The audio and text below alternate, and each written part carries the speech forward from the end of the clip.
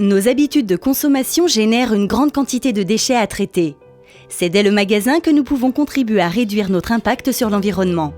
N'oublions pas que le meilleur déchet est celui que l'on ne produit pas. S'il y a bien un geste que nous réalisons plusieurs fois par jour, c'est jeter à la poubelle les emballages, les restes de nourriture, les objets qui ne nous servent plus. Pour réduire le poids de notre poubelle et réduire la part de déchets à éliminer, nous avons tous pris l'habitude de trier nos déchets en jetant les emballages dans une poubelle différente. Les bouteilles plastiques, les boîtes de conserve, les canettes en aluminium, le papier, les emballages cartonnés, les briques alimentaires. Récupérés, triés, recyclés, ils prendront une forme nouvelle. C'est la valorisation matière. Les emballages que vous triez chez vous sont collectés séparément des autres déchets dans des bacs jaunes ou bleus ou des sacs jaunes selon les quartiers. C'est la collecte sélective. Les emballages sont ainsi acheminés directement vers le centre de tri de Valorpole 72. Bonjour et bienvenue sur le site de Valorpole 72. Je suis Guitry et je vais maintenant vous expliquer comment l'ensemble de vos emballages en mélange sont triés pour séparer les différentes matières. Allez, on y va!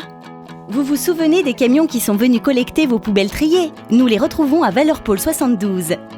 C'est ici que les camions déposent les emballages issus des collectes sélectives. Un contrôle visuel est effectué à chaque déchargement afin de vérifier la conformité et la qualité des emballages. Après vérification et extraction des matières non conformes, les déchets sont amenés vers l'alimentateur de la chaîne de tri. Nous voici devant le crible balistique. Le crible balistique va permettre d'extraire les petits objets et de séparer les corps creux des corps plats.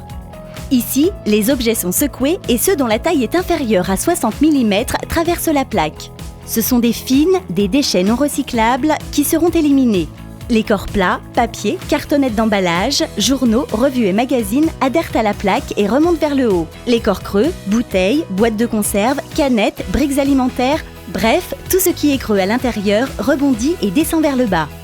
C'est par le biais d'un tri optique que les différentes catégories de matières seront séparées. Les corps plats, papier ou carton par exemple, sont d'abord chauffés sur le tapis.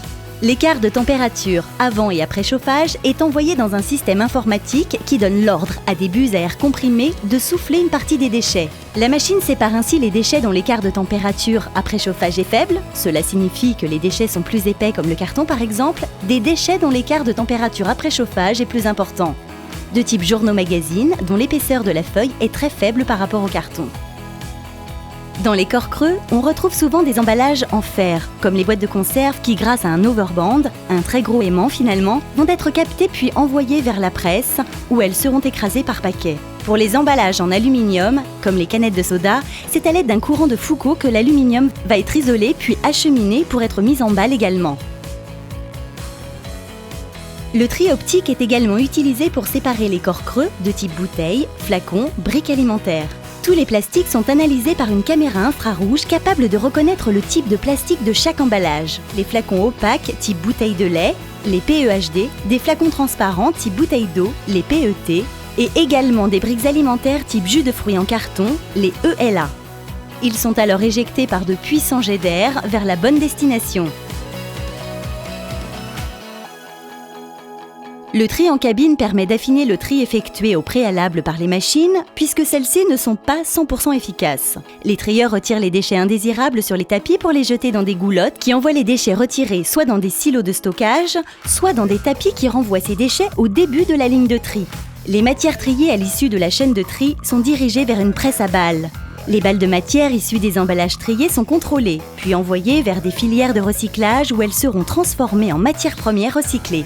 Cette matière première recyclée sera utilisée par les industriels pour créer de nouveaux produits. Par exemple, savez-vous qu'il faut 670 canettes de soda pour fabriquer un vélo, ou bien encore que le tri de 11 bouteilles de lait permet de fabriquer un arrosoir? Voilà, vous savez désormais pourquoi recycler est si important. Rien ne se crée, tout se transforme.